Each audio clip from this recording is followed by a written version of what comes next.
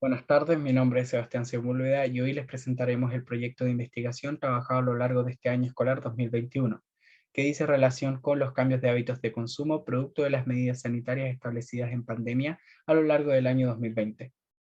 El objetivo general de la investigación pretende analizar los cambios de los hábitos de compra y cómo esto afectó a las personas y a la economía. Por consecuencia de lo anterior, buscaremos identificar y evaluar cómo cambió la forma de compra de los chilenos, reconociendo cómo cambió la relación comercial entre las empresas y los consumidores, e identificando qué es lo más importante frente a la decisión de compra. El impacto negativo que ha tenido la pandemia coronavirus es evidente. Las pérdidas de vidas humanas y los enfermos recuperados con secuelas suman millones a nivel mundial. En la etapa más dura de esta pandemia, el mundo casi se detuvo, y Chile no fue la excepción. Al considerar que el coronavirus es una responsabilidad del hombre, la humanidad se sintió llamada a respetar al medio ambiente, actuando con mayor responsabilidad y conciencia. Las medidas sanitarias establecidas por las autoridades de gobierno pueden parecer brutales en términos de prohibición y restricción, pero estas son las medidas básicas que se deben tomar para evitar la propagación de la enfermedad. Pese al anterior, un sector importante de la población se ve afectado debido a esto, ya que necesitan salir a generar ingresos económicos diarios para subsistir. Es por esto que la pandemia ha generado un importante aumento de las enfermedades mentales. El coronavirus definitivamente cambió la forma de compra de los chilenos, cambiando la compra presencial a la compra remota con despacho a domicilio. Desde el inicio de la pandemia y de las medidas sanitarias, las personas acudieron masivamente a comprar y en grandes cantidades, por miedo a que la cadena de distribución de alimentos se viera afectada, debiendo entonces el comercio a establecer límites máximos de compra de productos considerados esenciales. Los estudios consideran aspectos cualitativos y cuantitativos respecto a los cambios en los hábitos de consumo y compra. De la misma manera, se han producido cambios en el comercio y en la industria en general, en lo que se refiere a la oferta de productos, especialmente para la venta en Internet, de manera tal de lograr llegar a los clientes que necesitan comprar. En términos cuantitativos, se puede identificar que los mayores de edad son los que más se resisten al comercio electrónico y buscan la manera de hacer sus compras de manera presencial. Según un estudio realizado por Strategies, reafirma que el aumento del comercio electrónico posibilitó minimizar el impacto negativo de la crisis del COVID-19. En este mismo estudio se identifican 7 claves que definen al consumidor. No hay edad restrictiva, originalidad, responsabilidad social y garantías de compra, hiperconectividad junto a la inmediatez y a la exigencia, dado que los consumidores se informan antes de comprar. La nueva reformación del consumidor nos permite reordenarlo cronológicamente frente a la crisis.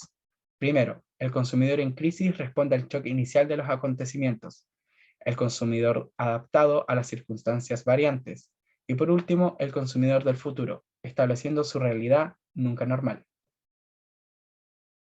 Ya reconociendo a los consumidores del futuro que se identificaron en el estudio realizado por Accenture COVID-19 Consumer Research, tenemos en un extremo al 31%, con una alta preocupación por la salud.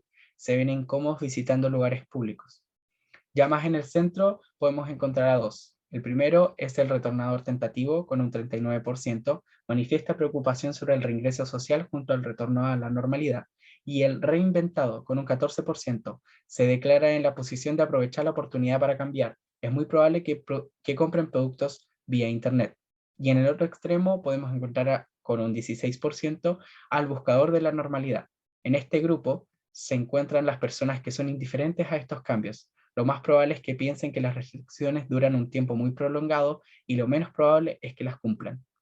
Más de un año ha pasado desde la llegada del COVID-19 al país y una de las industrias más afectadas ha sido la del consumo masivo, especialmente la categoría asociada al canal moderno.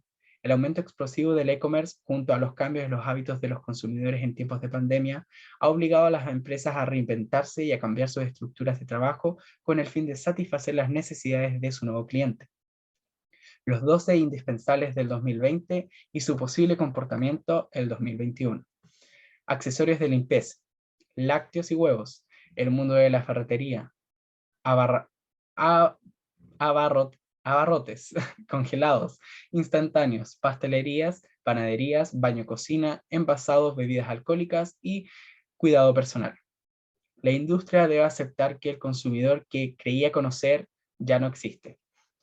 Deben conocer a este nuevo consumidor para atender a sus cambios y a sus nuevos valores. Las anteriores segmentaciones de consumidores y las ideas en las que se basan necesitan ser refinidas. Utilizar una nueva estrategia, como por ejemplo una influencia inversa, para recoger la información de las personas cercanas a su consumidor, para tomar decisiones más informadas. Muchas personas quieren y necesitan volver a vivir como lo hacíamos antes de la pandemia. Sin embargo, esto no será posible y debemos comenzar a vivir una etapa de una nueva normalidad, manteniendo un límite de personas, los aforos, en lugares abiertos y cerrados. Durante el tiempo transcurrido que corresponde al año escolar 2021, hemos podido comprender la importancia de basar este tipo de investigaciones en fuentes fidedignas, sintetizar y especificar las problemáticas de intereses. Las muestras del estudio nos ha permitido reconocer e identificar los casos descritos en la investigación. El análisis es acertado, los hábitos de consumo, el consumidor en sí mismo, ha cambiado y consigo trajo una nueva realidad que ha llegado para Soy quedarse. Gabriel Carrasco, alumno del cuarto medio A, y hoy presentaré mi tema de investigación. Este se encuentra relacionado en el ámbito de la economía con el retiro de las AFP. La problemática sería de cómo sus impactos se han evidenciado en nuestra economía nacional. El objetivo general de la investigación es identificar los daños o beneficios que ha dejado el retiro del 10% de las AFP en nuestra economía nacional, en un corto o largo plazo. De igual manera, demostrar cómo esto impactará a la población y cuáles serán los grupos más vulnerables frente a esta medida. En ámbitos más específicos, conoceremos los antecedentes que ha dejado nuestra economía anterior a la medida y posterior. Es decir, hacer una comparación en cómo está nuestra economía antes de la medida y cómo está después de la medida. De igual manera, cumpliremos un rol informativo en cuanto a identificar de dónde surgió la idea del retiro de las AFP, por qué surgió y demostrar sus consecuencias. También conoceremos y entenderemos diferentes conceptos que quizás antes no manejábamos, tales como economía, AFP, pensiones, etc. Bueno, dicho lo anterior, es necesario definir algunos conceptos antes de la investigación para posteriormente entender de mejor manera esta.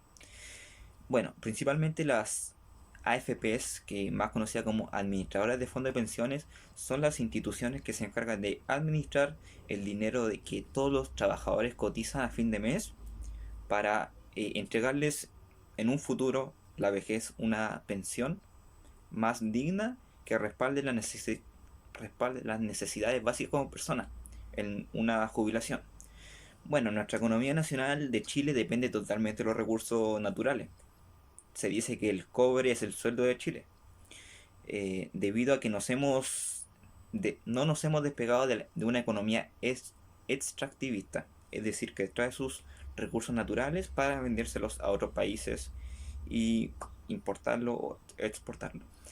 Como también, pero esto no solamente se basa en la economía nacional, sino que también en áreas del comercio, de los servicios que presta, turismo, etcétera. Bueno, esta medida surgió desde el Congreso Nacional.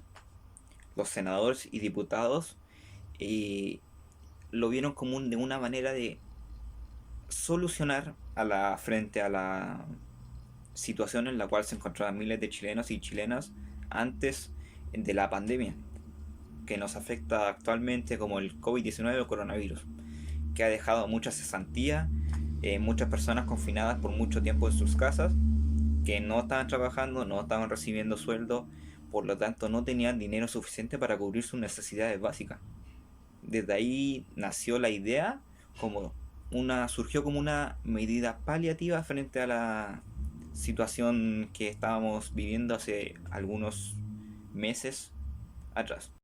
Bueno, describiendo un poco el tema del retiro de las AFP, esto partió con un único retiro del 10% de las AFP en cualquier administrador de fondos de pensiones que estuviera sujeta el trabajador, las cuales son 7 que están bajo el reglamento de la Superintendencia de Pensiones, que podían retirar sus ahorros que tenían dentro en la modalidad que la persona prefiera.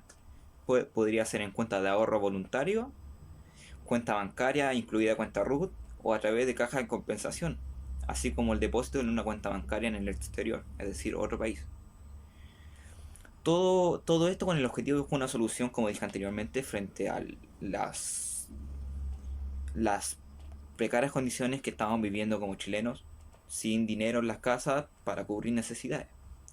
Esta medida se ha extendido hasta tal punto que se ha hecho el segundo, tercer y actualmente se está discutiendo el cuarto retiro en el Congreso Nacional.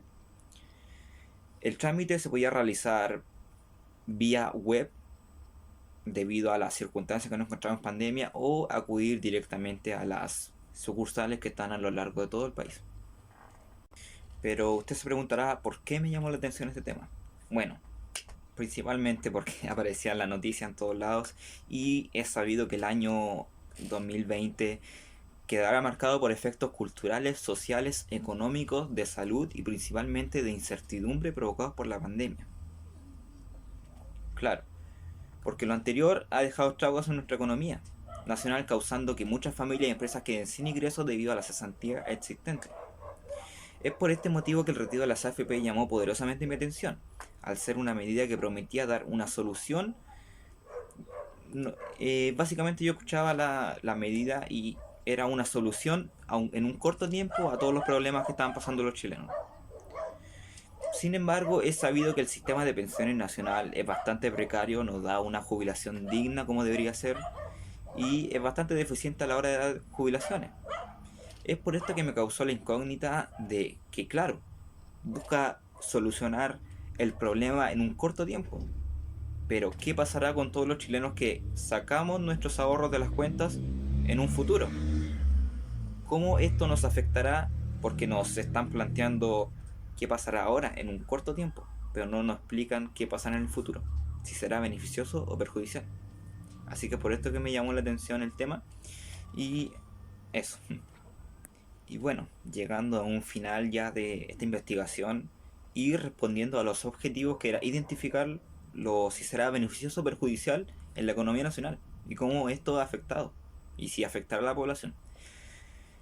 Finalmente concluimos con esta investigación que el retiro del 10% de las AFP en la variable financiera pudieron ser contenidas al principio. La gente sacó su dinero, cubrió sus necesidades básicas, pagó deudas, se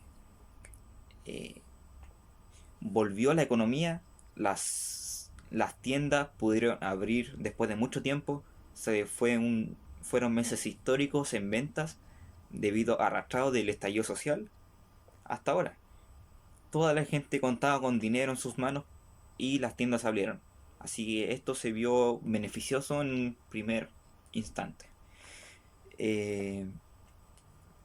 Pero la acumulación de esto, sumándose a las ayudas del Estado como el IFE o los bonos, etcétera, va generando efectos permanentes en la economía difícil de mitigar y menos de deshacer. En un comienzo resultó ser beneficioso, pero llegó hasta un punto en el cual está dañando la economía y está dañando principalmente nuestros bolsillos. En su paso afectando a las personas más vulnerables, que son las que más lo notarán. Actualmente, si se compara con la época que se discutió el primer retiro, existe una situación en que la economía ha cambiado de manera beneficiosa. Es decir, el comercio tuvo su reactivación, porque la gente finalmente tenía dinero, como dije anteriormente. Pero todo esto, incluyendo las ayudas, ha traído un nivel de inflación y tasa de interés muy perjudicial para todos los chilenos. ¿Y yo qué quiero decir con inflación o tasas de interés? Para explicarlo de manera más simple. Bueno, todos los retiros han tenido un impacto en nuestra economía. Implican fuertes volúmenes de recursos que se entregan en liquidez a las personas. Y ya sumando el primer, segundo y tercer retiro, van más de 50.000 millones de dólares que han ido hacia las personas. Estos han contado con mayor ganancia monetaria, tiene más dinero y inyecta dinero a las personas. Hay una producción en el comercio, los servicios que presta más lenta debido a la crisis sanitaria y el gasto de todo esto acumulado termina en alzas de precio, que claramente afecta al bolsillo y ya no va a ser lo mismo que antes. Al existir una mayor disponibilidad de dinero en efectivo y se suma el desconfinamiento, produce que la gente empieza a comprar más y genera cierto sobrecalentamiento de la economía. También toda esta medida produce un mayor costo de crédito. Los créditos suben. No, si por ejemplo antes nos costaban pagar en 20 años, ahora 25 años, etcétera. A modo de ejemplo así fácil. También el alza de dólar, el UF. En temas de pensiones, mayor cantidad de personas tendrán que recurrir a la pensión básica solidaria que entrega el Estado. ¿Y qué significa esto? Pues no tendrán ahorro. ¿Y por qué hacen esto? Porque no van a tener ahorro. Ya sus cuentas están en cero y no tienen más ahorro en sus AFP. ¿Y qué significa esto? Significa que habría 1 billón de pesos menos en las arcas fiscales que maneja el Estado para utilizarlas en otro ámbito. Los retiros equivalen en materia de pensiones y jubilaciones equivalen a perder 5,9 años de ahorro en las pensiones que teníamos antes. Si las pensiones ya eran bajas, imagínense ahora. Van a ser aún, este tema se agudizará más y serán aún peores. Claramente si se sigue manteniendo este sistema de pensiones que tenemos hasta hoy en día. Además, aumentará la brecha de género que existe en materia previsional. Como pudimos observar, y materia de resumen y conclusión para finalizar, la medida en un inicio claramente ayudó. La gente salió, cubrió sus necesidades, se reactivó la economía, pero todo en un exceso es malo. ¿Por qué en un exceso?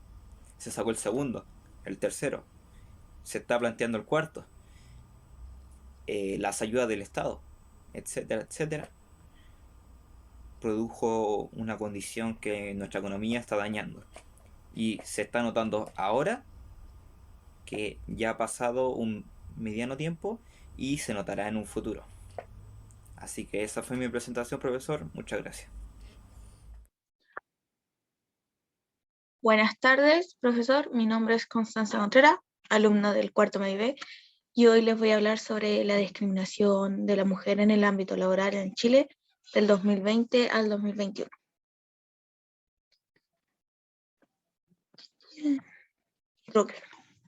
Los derechos de la mujer en el ámbito laboral es un tema que es muy relevante debido a que la discriminación e injusticia de género se ve muy seguido hoy en el siglo XXI, puesto que desde el comienzo de la mujer tuvo que luchar para poder dar a conocer que no solo servían para ser amas de casa.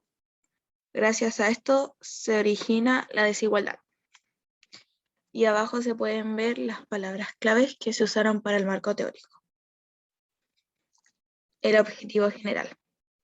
Reconocer e identificar las situaciones de discriminación hacia las mujeres en el ámbito laboral, además de indicar e interpretar los efectos que produce en la sociedad. Ahí se pueden ver todo lo que conlleva ser mujer hoy en día. Y los objetivos específicos serían demostrar que la mujer es multifacética, donde puede ser trabajadora y madre a la vez, que hoy en día es muy común discriminar a la mujer por ser madre. Reconocer que la mujer puede realizar el mismo trabajo que un hombre y no necesariamente relacionado a la fuerza. También hoy es muy común ver a la mujer ser discriminada, ya que favorece mayormente al hombre en los trabajos. Poder optar a los mismos beneficios del hombre en el trabajo. Eso también se ve muy seguido, ya que muchas mujeres y hombres llevan los mismos años de trabajo, pero se le beneficia más al hombre, solamente por uno ser mujer. Planear y realizar mejoras en las leyes de acoso laboral. El acoso laboral hoy en día también se ve mucho en los trabajos, no simplemente por parte de la mujer, también no simplemente parte del hombre, también de la mujer. Pero hay leyes que no sirven o que no favorecen a la mujer en el ámbito de acoso. Pregunta de investigación. ¿Por qué en la actualidad sigue siendo una dificultad trabajar para la mujer? Y ahí viene la implementación de ser madre, ya que a veces ser madre es un impedimento para poder trabajar. Y a continuación se puede ver el marco teórico. La trama del trabajo de la mujer ha sido estudiado desde fines del siglo XVIII, con la revolución industrial, y ha ido evolucionando y tomando cada vez más fuerza con la interpretación de la mujer a variadas estructuras en los ámbitos laborales. Incorporación de la mujer en el ámbito laboral de las fábricas. Asimismo, las mujeres se comenzaron en el ámbito laboral gracias a las medidas del siglo pasado. Cada vez trabajaban más mujeres en las fábricas, sobre todo a causa de los conflictos bélicos durante la Primera y Segunda Guerra Mundial, donde los hombres se tenían que ir a la guerra y siempre faltaba trabajo. Desigualdad entre hombre y mujer. La evolución de la mujer en Chile ha surgido, pero no por completo. Esto abarca dos etapas. Una amplia teoría de derechos, gatillada por distintas transformaciones sociales, como por ejemplo la necesidad de incorporación de la mujer al trabajo ante la escasez de mano de obra, y la etapa igualatoria de derechos entre hombres y mujeres, presionada por la aprobación de los tratados internacionales sobre los derechos humanos. Esta última etapa se encuentra en desarrollo, ya que la mujer casada en sociedad conyugal tiene una capacidad plena, pero carente de contenido. No puede contratar ni administrar los bienes sociales. En conclusión, en consecuencia, todavía el Código Civil chileno mantiene las discriminaciones contra la mujer y los privilegios para el marido. Y aquí se puede hacer referencia a la bibliografía, donde se ve... Buenos días, buenas tardes o buenas noches, soy Macarena Cornejo y vengo a presentarle la investigación titulada La Academia del siglo XXI, un Oscar para la discriminación racial. El objetivo que englobará y el principal foco de la investigación, o sea, el objetivo general, es analizar la importancia e impacto de los Oscars en la sociedad actual, considerando el origen y efecto del hashtag #OscarsForWhite. Y por último, los objetivos más concretos que irán de la mano con el objetivo general son, primero, demostrar el nivel de discriminación racial durante las últimas 2 décadas en los Oscars, contribuyendo con una mirada crítica para esta academia. Y el segundo, indicar y profundizar datos de la composición de sus miembros votantes y nominados. Antes de comenzar a profundizar el tema, se debe definir los siguientes conceptos. En este caso se debe entender el concepto de discriminación en simples palabras como distinción, exclusión o preferencia a base de determinados motivos, como en el caso de discriminación racial, el color de piel, raza, linaje u origen nacional o étnico, y que tenga por resultado menospreciar a cierta persona o grupo de personas. La Academia de los Oscars. Una vez al año hemos visto en la televisión una ceremonia donde se premia a los actores, directores, escritores, diseñadores, etc., con una estatuilla llamada Oscar, como aparece en la pantalla. Y es considerada desde su comienzo el máximo honor en la industria del cine. Esto ocurrió desde 1929 y es concedido por la Academia de las Artes y las Ciencias Cinematográficas. Aquí entramos con los miembros votantes, los cuales son parte de la academia recién mencionada. Para ser candidato a este grupo, deben ser propuestos por al menos 2 miembros de la academia, a excepción de los que ya fueron nominados al Oscar, incluyendo a los ganadores, que pueden postular directamente.